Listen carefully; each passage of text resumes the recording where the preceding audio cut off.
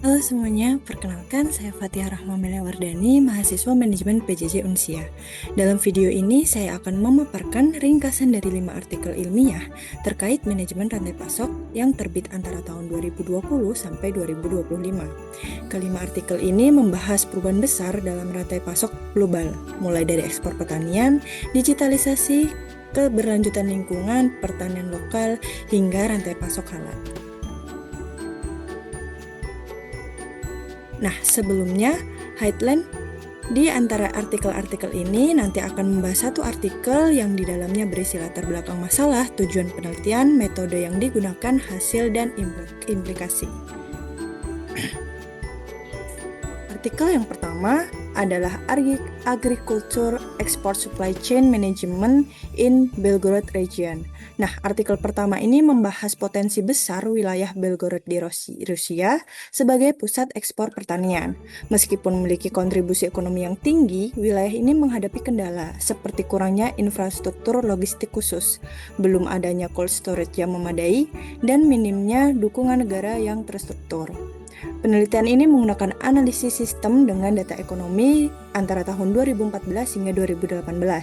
Hasilnya menunjukkan bahwa meskipun dukungan modal pemerintah turun hampir setengahnya, sektor peternakan tetap stabil dan ekspor bahkan diperkirakan meningkat hingga 1,5 kali pada tahun 2024. Implikasinya, wilayah ini membutuhkan strategi supply chain yang efisien serta peningkatan fasilitas logistik untuk memperkuat daya saing global. Artikel yang kedua berjudul Digital Transformation in Supply Chain Management, AI and Machine Learning. Artikel kedua ini membahas bagaimana Artificial Intelligence atau AI dan Machine Learning menjadi pendorong utama transformasi digital dalam supply chain. Supply chain management tradisional yang mengandalkan intuisi manusia kini tidak lagi memadai. Dengan menganalisis 12 jurnal lainnya dan berbagai laporan industri, penelitian ini menemukan bahwa AI dapat meningkatkan akurasi peramalan permintaan, mengoptimalkan rute pengiriman, dan mempercepat deteksi risiko keamanan cyber. Namun, tetap ada tantangan, terutama pada kualitas data dan biaya implementasi teknologi. Implikasinya, AI membuka jalan menuju supply chains 5.0, yaitu rantai pasok yang lebih cerdas, adaptif, dan kolaboratif.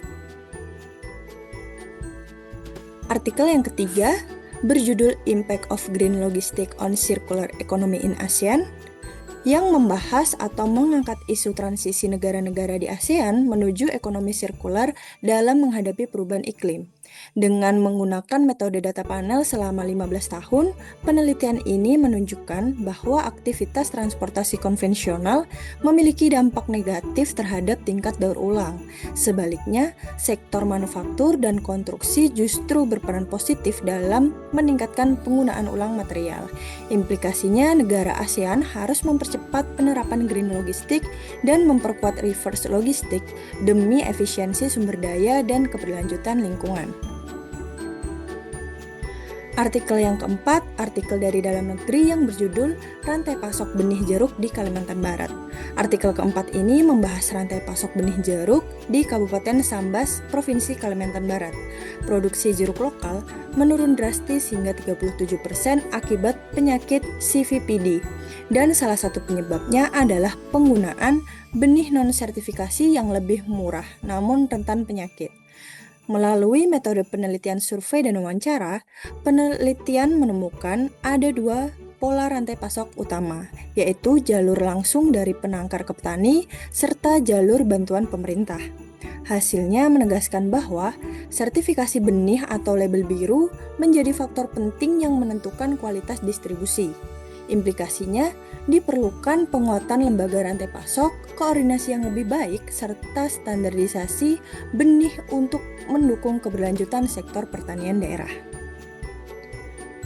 Dan artikel yang terakhir berjudul The Development of Halal Supply Chain Research in Indonesia.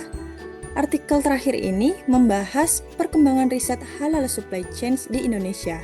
Meskipun Indonesia memiliki populasi muslim terbesar di dunia, penelitian terkait rantai pasok halal ini masih jauh tertinggal dibandingkan dengan negara lain seperti Malaysia. Nah, dengan menganalisis atau metode analisis melalui studi pustaka, sekitar 355 artikel ilmiah dari database Scopus, penelitian ini menunjukkan bahwa riset HSC atau Halal Supply Chains masih didominasi sektor makanan, sementara sektor lain seperti kosmetik, farmasi, dan pariwisata halal masih kurang dieksplorasi.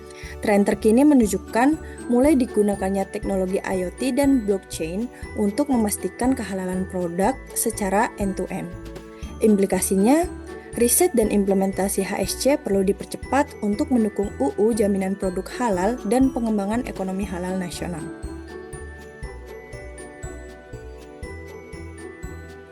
Secara keseluruhan, kelima artikel itu tadi menunjukkan bahwa manajemen rantai pasok global terus mengalami transformasi menuju efisiensi, digitalisasi, keberlanjutan, dan jaminan kualitas. Terima kasih telah menyimak video ini.